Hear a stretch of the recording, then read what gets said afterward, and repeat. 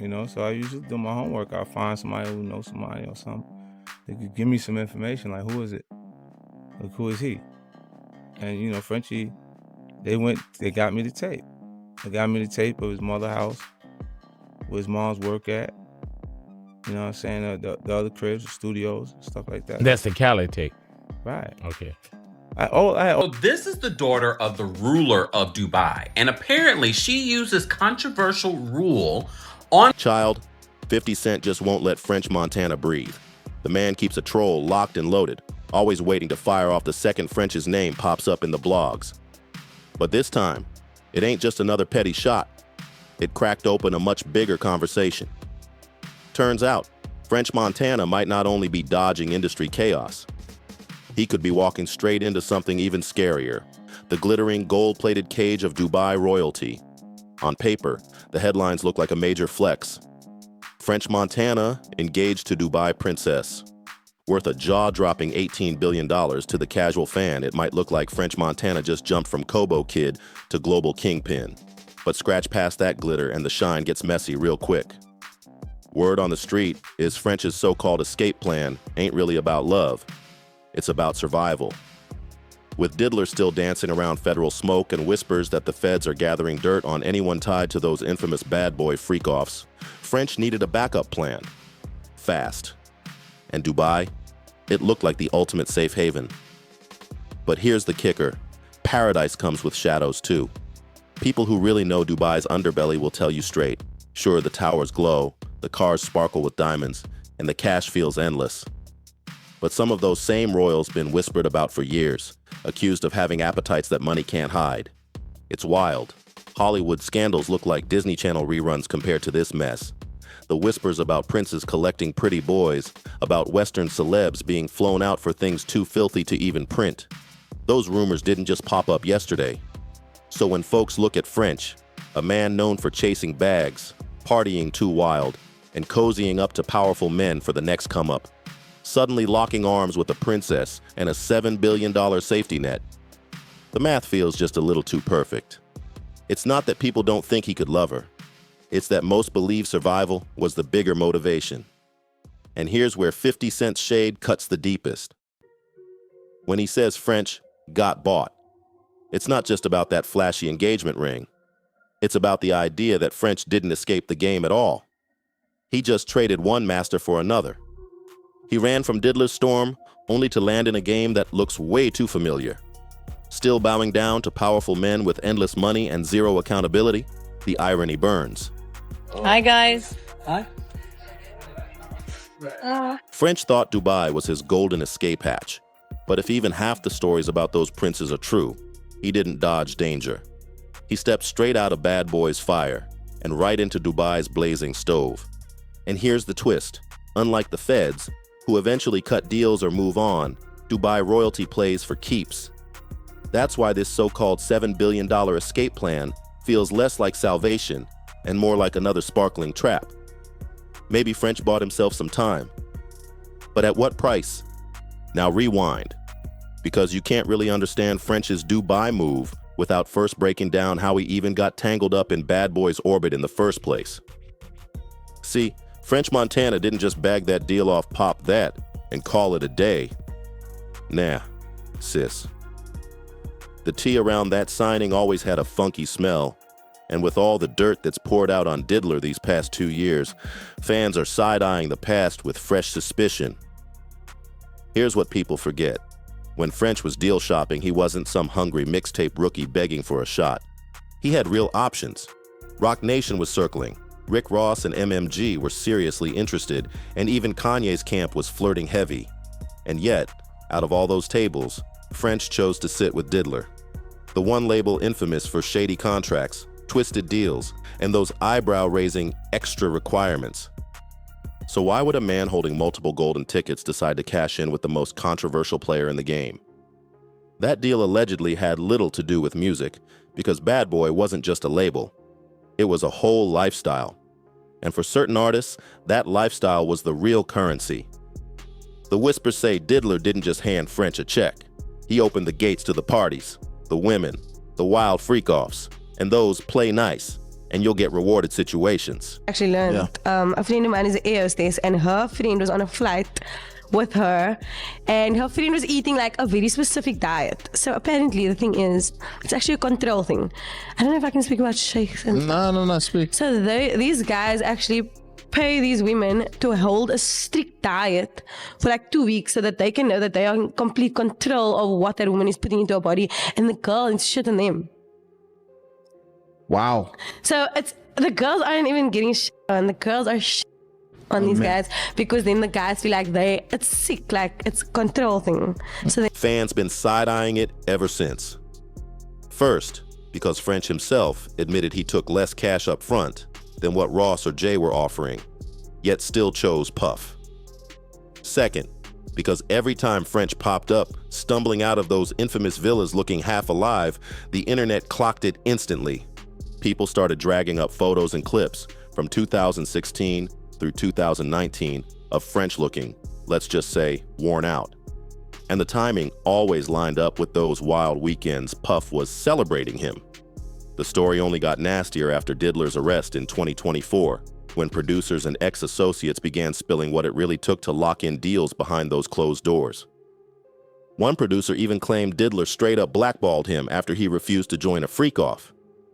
So of course, when folks look back at French's fast climb, they say, "Oh, so you stayed and took the deal. We know what that means."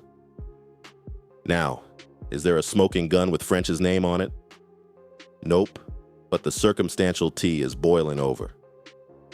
You had Diddler gifting French his own Kyrock French vanilla flavor the very next day after they were allegedly together all night. Then there's that viral birthday clip. Diddler in a robe, French shirtless, both of them looking suspicious. And French himself, admitting he wanted the big bag, with Puff being the only one bold enough to hand it over in the industry. To the streets, it didn't look like a normal label signing. It looked like a man willing to pay a personal price for career elevation. And that's exactly why people think he's running the same play in Dubai. Once you've shown you'll trade dignity for opportunity, folks assume you'll do it again, just with a bigger bag and a brand new master. Here's where the rabbit hole gets deep. And I'm sure there were some other ones also. Yeah. I came to Steve Rifkin when I had Chopper Down. Mm-hmm. I walked in the office, it was him and Gabi. Yep. And Gabi was manager. I was like, "Yo, Steve, give me $200,000. Let me go make music." You know what I'm saying? Just let me. Steve was like, "Nah, I'll give it to you. Never got it. Never got it. I dropped Which is funny because Gabi's the president of SRC. Steve is like the CEO, but so I don't know what type of but Steve makes the final call. Yeah. So I asked for $200,000. You know what I'm saying? And in mid-2024, French Montana pops up at Paris Fashion Week, not just flexing a fresh fit, but allegedly showing off a fiancé, and not just any fiancé. Chiara, a princess tied directly to one of Dubai's ruling families. Baby, that ain't no regular Bronx love story. That's a calculated chess move, because at the very same time, the feds were stacking evidence on Diddler, the freak-off tapes, the trafficking whispers, the money laundering trails, and anyone in Diddler's orbit instantly turned radioactive. Artists, assistants, producers, even random friends were getting subpoenaed or grilled. And French? He wasn't just a casual homie. He was practically Diddler's shadow. The birthday trips, the champagne endorsements, the endless cosigns.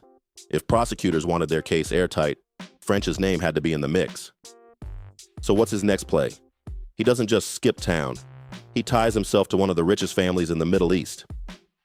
According to reports, the Sheikh's family sits on a fortune worth over $18 billion. That's generational oil money, the kind of wealth where $7 billion doesn't even make them blink. And marrying into that, it's not just about cash, it's protection. It's a brand new passport to power. It's residency in a place that does not let outsiders dig into their business. And the streets are buzzing, saying French ain't moving on love. He's moving on survival. They point to how lightning fast that engagement happened, how perfectly it lined up with the heat back in the States, and how French has been camped out in Dubai way more than New York or LA. To fans, it plays like a whirlwind romance straight out of a fairy tale. But to critics, it screams escape plan, wrapped in Cartier and sealed with wedding vows. And don't forget the optics. Every time French drops a photo with his princess, he looks cleaner, sharper, almost like a rebirth. But the comments stay messy. Boy, you traded in diddler for Dubai, or even harsher. Better hope them sheikhs don't treat you the same way Puff did. Because here's the gag. French thinks he leveled up by running to Dubai, but people who really know how Middle Eastern royals flex power will tell you, sometimes you don't escape a fire. You just step into a bigger, hotter one. And here's the part French probably doesn't want to hear. Running from Uncle Sam to the UAE doesn't always equal freedom. Sometimes it just means you signed up for a whole new kind of contract. See, Dubai's image screams Lambos, skyscrapers, and pet tigers lounging on yachts. But the whispers behind the curtain have been ugly for years. Influencers fly in wide-eyed, chasing that tax-free glam, then sneak back spilling tea about palace parties where guests were treated more like props than people.